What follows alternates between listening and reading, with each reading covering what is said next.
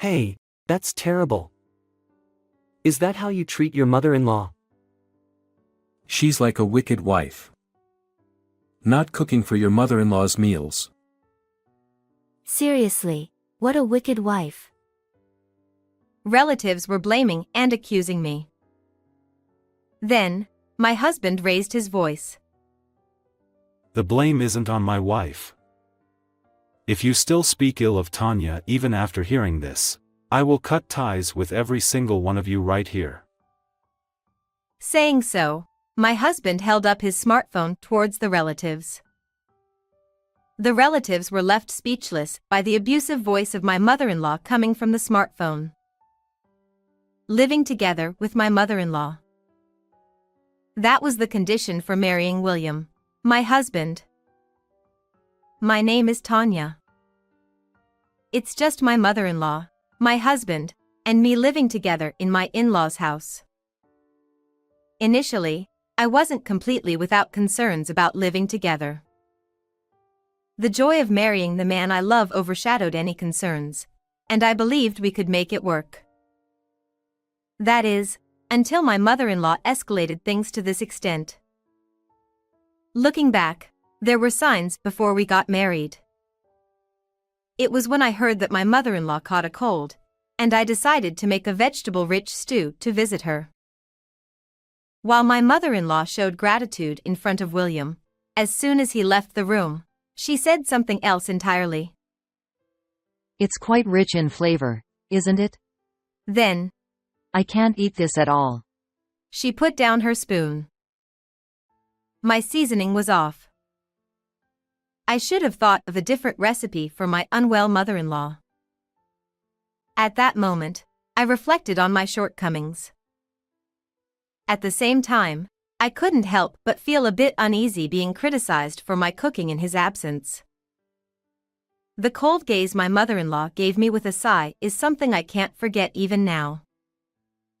A few months later, we got married and started living together. Tanya, can't you even do this? You really are a naive young lady, aren't you? She makes sarcastic remarks on various occasions. Especially when my husband was away on business trips, her actions got worse. And so, my mother-in-law's presence became a source of distress for me. However, I didn't tell my husband about it in the beginning. He was already busy and I didn't want to burden him with unnecessary worries. Plus, since my mother-in-law acted nice in front of him, I thought he might not believe me even if I told him the truth. That's what I thought. Furthermore, I felt ashamed to let anyone know about the domestic concerns so early in our marriage.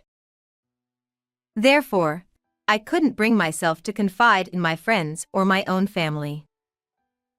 Could you wash all these dishes again? And don't forget to mop over there. Her orders increased day by day, and I began to be treated like a servant. When my husband went on long business trips, the atmosphere at home became like hell. I thought I was doing everything I could, but I was constantly criticized for not doing enough housework. She would complain about the brands of groceries I bought, saying, "I hate this brand," and there was always a complaint no matter what I did. Finally, I reached a breaking point and decided to confide everything in my husband. I couldn't go on like this anymore. The pressure and anxiety had become unbearable. My husband was incredibly shocked when he heard my story. I had no idea that was happening. I'm sorry for putting you through such a tough time. It's not something you need to apologize for, William. No, I should have noticed sooner. But still, I can't believe my mom would say such things. It seemed my husband hadn't realized how coldly my mother-in-law was treating me all this time. He was in disbelief, but he listened sympathetically without doubting my story. I felt reassured that my husband was on my side and that he truly loved me. I still think it was the right decision to trust him and open up about everything back then.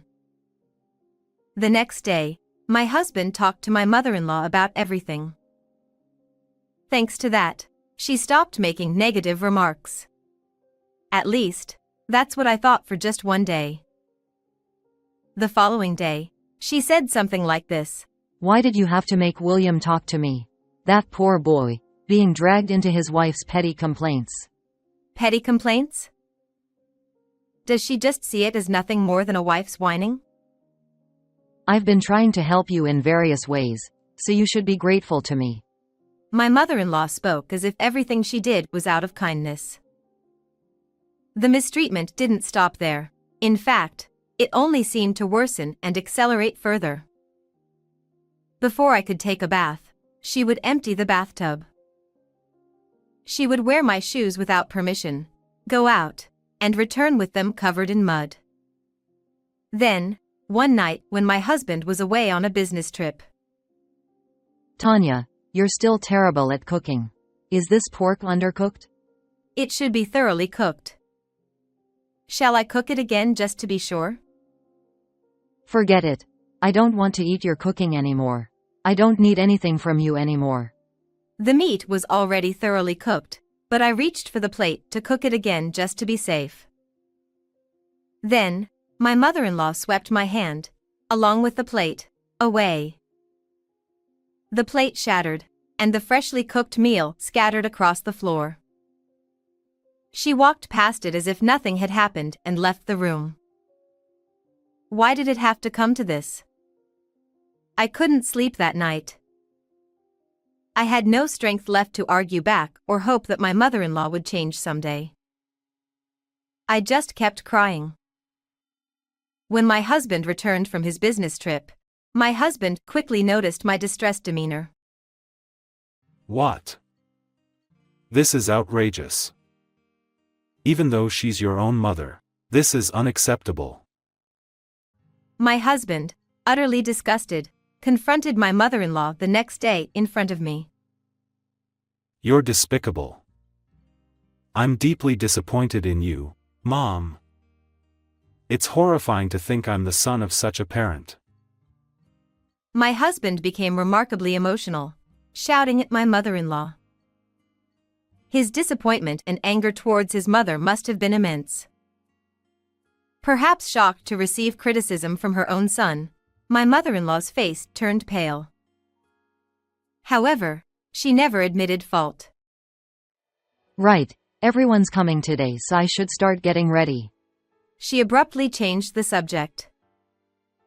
That day, we had plans for relatives to come over for a meal. My mother-in-law hurriedly headed to the kitchen. I'll help too. I followed her and offered to help. Tanya, you don't want to be around me, do you? It's okay if you skip today. Her tone was gentle, but she couldn't resist throwing in a hint of sarcasm. Despite this, my husband and I managed to compose ourselves and began assisting with the preparations for the meal. Later, as the relatives gathered, I placed the dishes on the table. Hey, there's one missing here. There's no dish in front of your mother-in-law.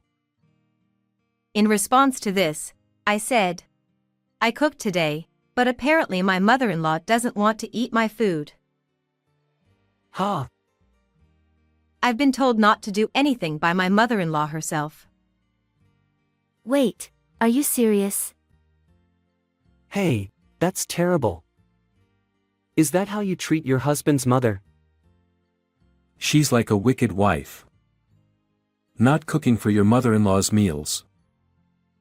Seriously, what a wicked wife. The relatives were blaming and accusing me. Then, my husband raised his voice. It's not my wife's fault. Don't call her a wicked wife. You don't know anything, so don't say such things about Tanya. Saying so, my husband held up his smartphone towards the relatives. If you still speak ill of Tanya even after hearing this, I'll cut ties with everyone here. What came from the smartphone were the hysterical tirades of my mother-in-law. Just looking at you makes me irritated. You're in the way. Get out of here. It was a series of verbal abuse directed at me. Forget it. I don't want to eat your cooking anymore. I don't need anything from you anymore. I had been recording my mother-in-law's habitual verbal abuse. It was a suggestion from my husband to protect myself. The relatives were left speechless after hearing the audio. For me, the time felt incredibly long as the pain of being subjected to verbal abuse resurfaced. My husband explained that it was his instruction not to prepare a meal specifically for my mother-in-law. I received apologies from the relatives, and my mother-in-law was served a meal by them on the spot. Eventually, the situation was resolved. My mother-in-law sat there, stunned and speechless with her head down. That night, after the relatives had left, my husband made it clear to my mother-in-law.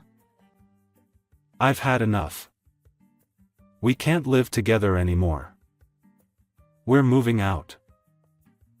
For the first time, my mother-in-law apologized. I'm sorry. I apologize. Maybe I was relying too much on Tanya. I'm getting old and I've been feeling lonely. I promise I won't say mean things anymore. Let's live together. Seeing my mother-in-law bowing weakly, I didn't feel sorry for her. I thought it was too late. She was the one who created this situation herself. We left my in-laws' house afterward. Now, we're living alone in our new place. It's the first time since our marriage that we've been able to enjoy peaceful days. My mother-in-law often sends WhatsApp messages to my husband, but he doesn't reply at all and seems to be keeping his distance from her. We have no intention of returning to my in-laws' house for a while. Even the relatives who used to gather there for meals a few times a year no longer visit my mother-in-law. I do feel a bit sorry for my mother-in-law being left alone. However, she brought this upon herself. I vowed to cherish the happy moments with my husband William and live life to the fullest from now on.